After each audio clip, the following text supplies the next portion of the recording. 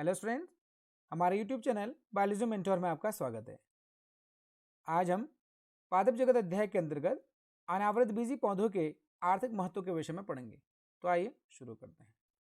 अनावृत बीजी पौधे अनेक प्रकार से, जैसे कि सजावटी पौधों के रूप में, कागज बनाने में, तारपीन का तेल बनाने में, भोज्य पदार्थ के रूप में, फर्नीचर के रूप में, औषधि के रूप में आदि प्रकार से प्रयोग में लाए जाते हैं।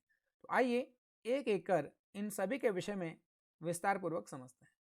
तो पहला जो अनावृत बीजी पौधों का आर्थिक महत्व है वह है सजावट के रूप में।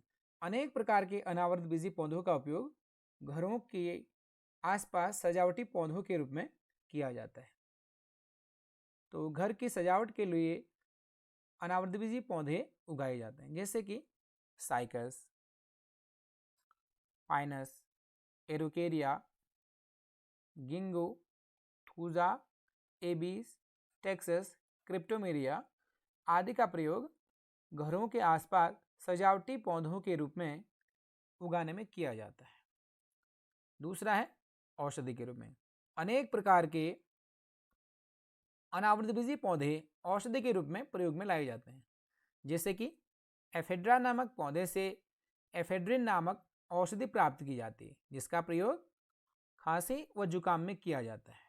इसी तरह से थूजा की पत्तियों को उबालकर बुखार, खांसी व गठिया के रोगों के उपचार में किया जाता है।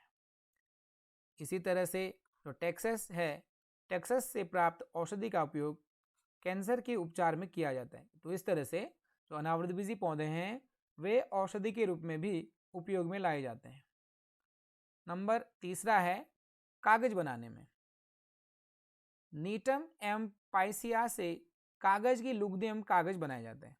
तो नीटम और पाइसिया से कागज की लुगदी एवं कागज बनाने में किया जाता है।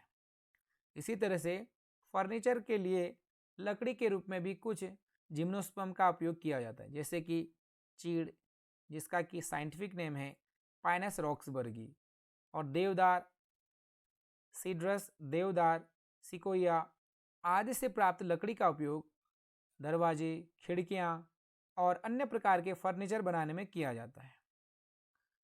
अब हम बात करें भोज्य पदार्थ के रूप में, तो कुछ जिम्नोस्पर्म इस प्रकार के हैं जिन्हें भोज्य पदार्थ के रूप में उपयोग में लाया जाता है, जैसे कि चिलगोजा, जिसे पाइनस गेराल्डियाना के नाम से भी जानते हैं। इसका जो बीज है वो खाने के काम आता है।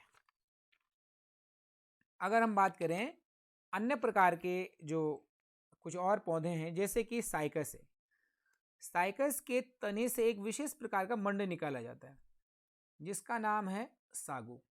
तो साइकस के तने से सागो नामक मंड प्राप्त किया जाता है।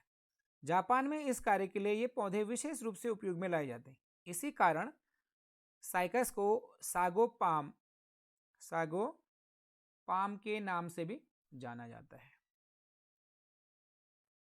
इसी तरह से जो गिंगो बाइलोबा साइकस है, इनके बीजों को भूनकर भी खाया जाता है। अब जो छठा आर्थिक महत्व वह है पाइनस से तारपीन का तेल भी निकाला जाता है। तारपीन का तेल, जिसका कि उपयोग रंग रोगन में किया जाता है। जो दरवाजे, खिड़की, इनमें जब पेंट लगाया जाता है तो पेंट पे मिलाने वाला जो तारपीन का तेल है उसे भी पाइनस से प्राप्त किया जाता है। तो इस वीडियो के माध्यम से आज हमने जिम्नोस्पर्म के इकोनॉमिक इम्पोर्टेंस के विषय में पढ़ा। आगे अब हम बात करेंगे अगले वीडियो में एंजियोस्पर्म के विषय में। आज के लिए इतना ही। जुड़े रहिए हमारे चैनल बायोलॉजी मेंटोर के साथ। Thank you.